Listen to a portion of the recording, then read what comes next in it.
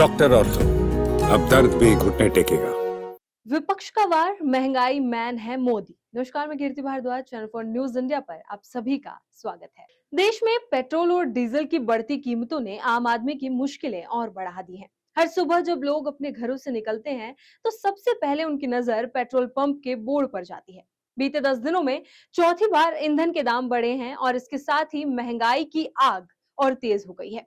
रसोई से लेकर सड़क तक हर चीज पर इसका असर दिखाई देने लगा है। विपक्ष से लेकर केंद्र सरकार पर लगातार हमलावर है, जबकि आम जनता सवाल पूछ रही है कि आखिर राहत कब मिलेगी। 15 मई से शुरू हुई कीमतों में बढ़ोतरी का सिलसिला थमने का नाम नहीं ले रहा। पहले 3 रुपए प्रति लीटर की बढ़ोतरी हुई, फिर 19 मई को 90 पैसे दाम बढ़े। इसके बाद 23 मई को पेट्रोल 87 पैसे और डीजल 91 पैसे महंगा हुआ। अब एक बार फिर पेट्रोल पर 2 रुपए 87 पैसे और डीजल पर 2 रुपए 80 पैसे की बढ़ोतरी ने लोगों को झटका दिया है। राजधानी दिल्ली में पेट्रोल 102 रुपए 12 पैसे और डीजल 95 रुपए 20 पैसे प्रति लीटर पहुंच चुका है।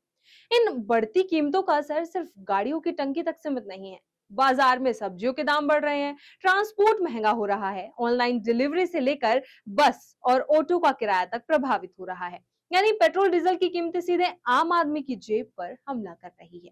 सुबह ऑफिस जाने के लिए बाइक में पेट्रोल भरवाने पहुंचे लोगों के चेहरों पर चिंता साफ दिखाई देती है। एक नौकरी पेशा युवक कहता है, हर हफ्ते दाम बढ़ रहे हैं लेकिन सैलरी वहीं की वही है। घर चलाना मुश्किल होता जा रहा है। वहीं एक ऑटो चालक की शिकायत है कि किराया बढ़ाने पर यात्री नाराज होते हैं, लेकिन महंगा डीजल भरवाना उनकी मजबूरी बन गया है। अब इस मुद्दे पर राजनीतिक भी तेज हो गई है। कांग्रेस ने सोशल मीडिया प्लेटफॉर्म एक्स पर सरकार पर निशाना साधते हुए लिखा कि महंगाई मैन मोदी ने 11 दिनों में पेट्रोल डीजल 8 रुपए महंगा कर दिया। कांग्रेस का आरोप है कि सरकार अपने पूंजीपति दोस्तों को फायदा पहुंचाने के लिए जनता पर बोझ डाल रही है। आम आदमी पार्टी ने भी केंद्र सरकार पर हमला बोला है। पार्टी के मीडिया प्रभारी अनुराग ढांडा ने कहा कि मोदी सरकार जनता को तिल तिल मार रही है। उन्होंने दावा किया कि सिर्फ 10 दिनों में पेट्रोल और डीजल की कीमतों में करीब 7.5 रुपए की बढ़ोतरी हुई है। इस पूरे विवाद के बीच कांग्रेस नेता मनीष तिवारी का भी बयान चर्चा में है। उन्होंने केंद्रीय पेट्रोलियम मंत्री हरदीप सिंह पुरी से सवाल पूछते हुए कहा, वाई हरदीप सिंह पुरी वाई।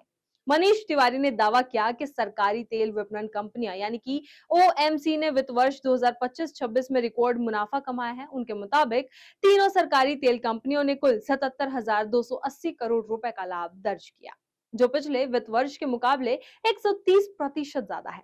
उन्होंने ये भी कहा कि जनवरी से मार्च 2026 की चौथी तिमाही में जब इजरायल और अमेरिका के ईरान पर हमले के कारण अंतर्राष्ट्रीय बाजार में अस्थिरता थी, तब भी इन कंपनियों ने भारी मुनाफा कमाया। ऐसे में सवाल उठ रहा है कि जब कंपनियां फायदे में हैं, तो आम जनता पर कीमतों का बोझ क्यों डाला जा रहा है। सरकार की ओर से फिलहाल इस मुद्दे पर यही दलील दी जा रही है कि अंतर्राष्ट्रीय बाजार में कच्चे तेल की कीमतों और वैश्विक परिस्थितियों का असर घरेलू बाजार पर पड़ता है। लेकिन विपक्ष इस तर्क को मानने को तैयार नहीं है। विपक्ष का कहना है कि जब कच्चे तेल की कीमतें कम थी, तब जनता को राहत नहीं मिली और अब मामूली वैश्विक उतार चढ़ाव का हवाला देकर दाम बढ़ाए जा रहे हैं। अब सबसे बड़ा सवाल यही है कि क्या आने वाले दिनों में तेल की कीमतों में और बढ़ोतरी होगी। अगर ऐसा हुआ तो महंगाई की मार और गहरी हो सकती है। फिलहाल जनता राहत की उम्मीद लगाए बैठी है, लेकिन पेट्रोल पंप के बोर्ड हर दिन नई चिंता लेकर सामने आ रहे हैं। इसी तरह की खबरों के लिए बने रहें चैनल फॉर न्यूज इंडिया के साथ और वीडियो को लाइक, शेयर और चैनल को सब्सक्राइब करना बिल्कुल ना भूलें। डॉक्टर ऑर्थो, अब दर्द भी घुटने टेकेगा।